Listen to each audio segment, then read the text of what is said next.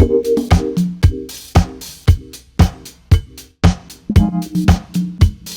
ิปนี้เรามาดูผลิตภัณฑ์แปรรูปจากผ้าไหมกันครับชิ้นนี้ครับเป็นกระเป๋าโน้ตบุ๊กที่ใส่ได้ทั้งสมุดหนังสือเอกสารที่สำคัญเรายังมีสายยางให้อีกด้วยครับ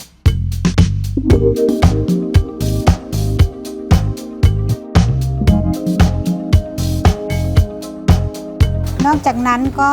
ยังมีพวงกุญแจนะคะใส่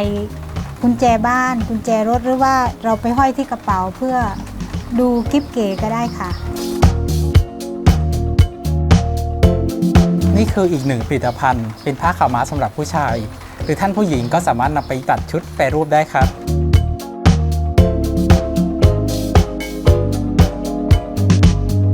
สามารถเลือกชมสินค้าที่หลากหลายสั่งซื้อสินค้าพรีออเดอร์และสามารถติดตามได้ทางช่องทางด้านล่างนี้ได้เลยครับ